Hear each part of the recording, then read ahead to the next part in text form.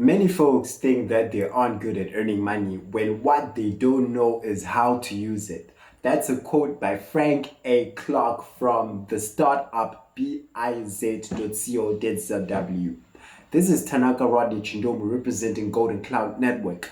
Our objective is to share knowledge and experience to facilitate growth and development. We aim to provide guidance to our audience in a professional capacity, and we aim to promote individuals and businesses. We are a Zimbabwean company, and whenever we find time, we like to carry out a series of different researches.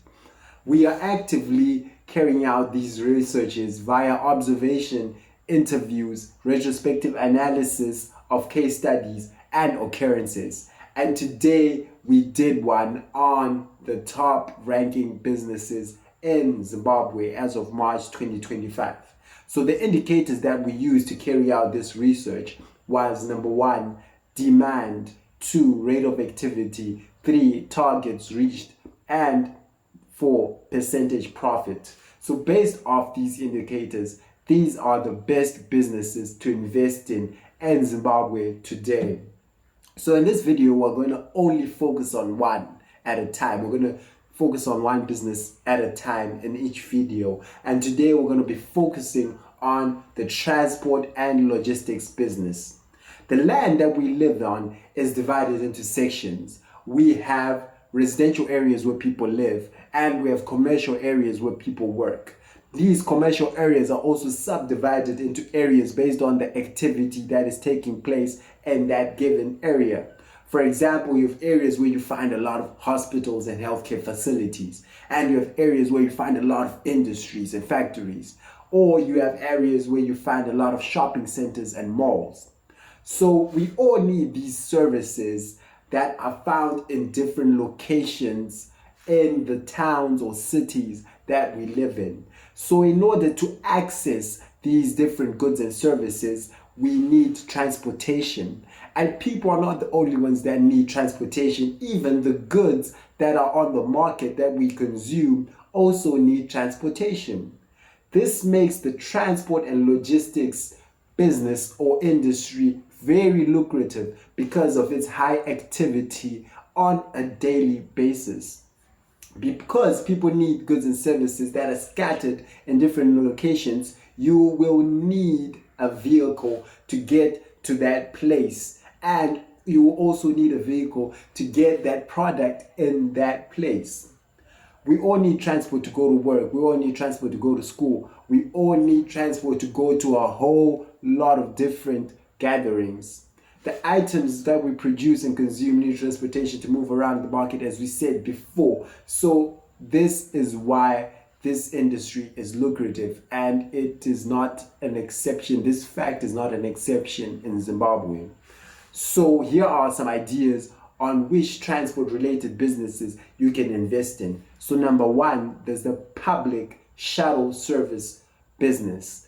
Locally, this business is known as the Shika business. These the vehicles that are used to conduct this public shuttle services are known as Shika, Muchova, PPP. These are different local terms that are used to describe the vehicles that are used in this business.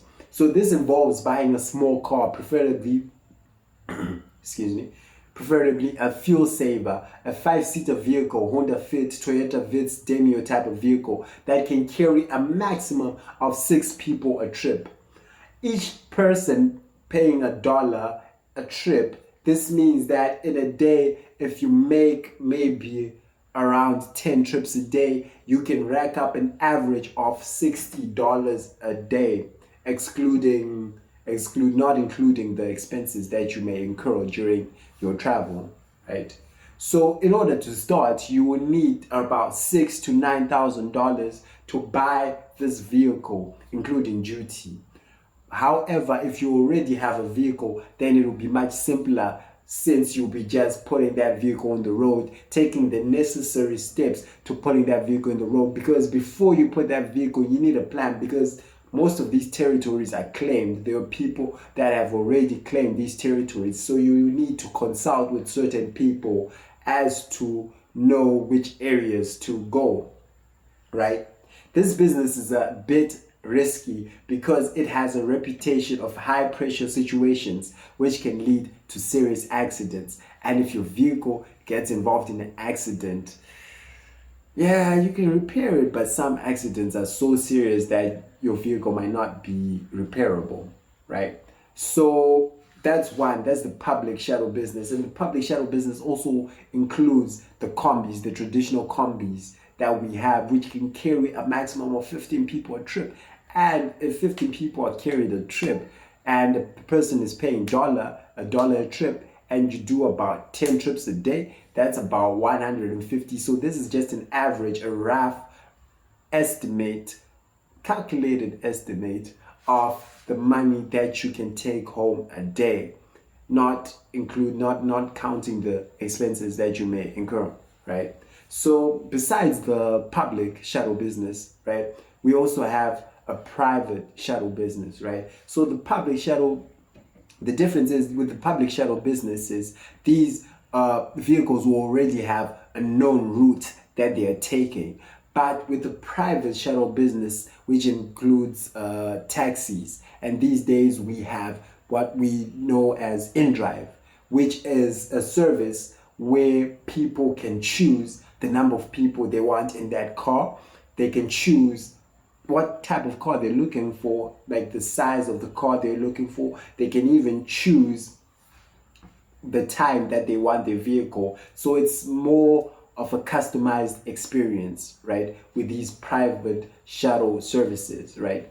So for example, InDrive is a more private and customized shuttle services, like we said, where you can choose the number of people and you want in the car, when you want the car, and how far you want to take the car.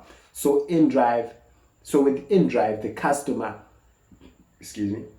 customer and the service provider have more control in how they want to operate. The customer is in control, like they choose what they want, when they want it. So this is profitable in the sense that if you are providing this experience where the customer is more in control, then you will have the right to charge more. For example, using the public shuttle transport systems, you can be charged $1 to go from A to B. But using the private shuttle businesses, you can be charged $3 to go from the same point A to B, right?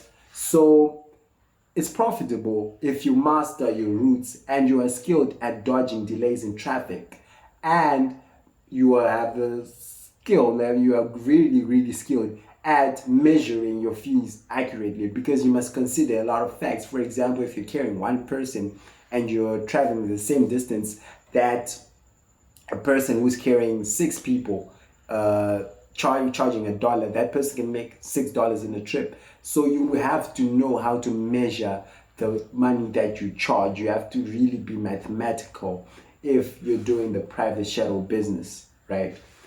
It's not as direct or as straightforward as the public shuttle businesses, right? So to start, you also need about a $6,000 to $9,000 capital to buy the car, or if you already have your vehicle, then it'll be much easier for you.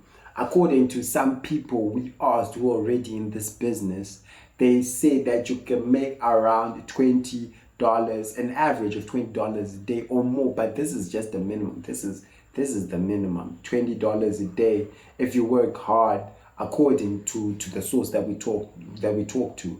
But we're sure that this depends on your work ethic. Some people may make less, some people may make more. So the advantage of this private shuttle business is that you can use your car whenever you want. Let's say that from 9 to 4 you're at work, you're working, you're using your car for whatever you want. And then in your after hours, that's where you can get on the road and pick up some extra money. So another point in business number 3 is the lightweight courier services. So people are busy these days, so sometimes they don't have the time to collect goods or to deliver stuff. Some people are even too far away to deliver some items themselves, because sometimes we want to send things to other people, but we just don't have the time, or we're just too far away. So companies, even companies, it's not just an individual thing. Some companies may need to deliver products to customers, and clients may need to deliver goods to their beneficiaries. It could be gifts, it could be food, it could be paperwork, products, equipment, biological patients, samples. A lot is being transported these days. So we know the traditional FedEx and Swift companies, but these days a lot of new affordable companies are popping up, like Sijeka. So this is a good business to venture in with good returns. All you need is a solid clientele. So if you have like 3 to 5 companies and 2 to 6 individuals who can give you work at least 3 times a week, you'll be safe, right? So let's put it this way: you need alliances, you need people who you sit down with and make a deal to make sure that your clients have a good reason to use your company over and over again. And if you manage, then you will boom, you are good. Another example of this type of business is the dial and delivery business, where people are now delivering food to people's homes, because people may be too busy, people may not want to go outside. So this is an example of such lightweight courier businesses, right? So imagine proposing a similar deal like the dial and delivery deal to a local restaurant, which is popular at the time. So to start this business, you need a lightweight vehicle. For example, motorcycles. Motorcycles are popular, to conduct this type of business. And if you are delivering like large items such as groceries, you might need a small car, right? So if on an average, a motorcycle can cost you about 2,000, and you might need maybe 2 or 3 to start. So that's maybe 6,000 to start, or just a $6,000 car. And profits to be confirmed. We couldn't get a reliable figure of the profits to be expected in this type of business. And lastly is the heavyweight courier services. So we're talking about lorries, we're talking about trucks, which will be delivering like these heavy items, heavy materials that are needed for different types of businesses. But this is not for beginners. We're focusing more on beginners. So we're not gonna get much deep into the heavyweight courier services such as trucks and business. But yeah, this is what we have so far. If we left any critical business in the transport and logistics industry that we can start, or that people can start, please let us know in the comment section below. But this is what we have, and this is our first business to discuss. Next video, we're going to be talking about another industry or another business to explore. This is Golden Cloud Network. Like, share, comment. Thank you.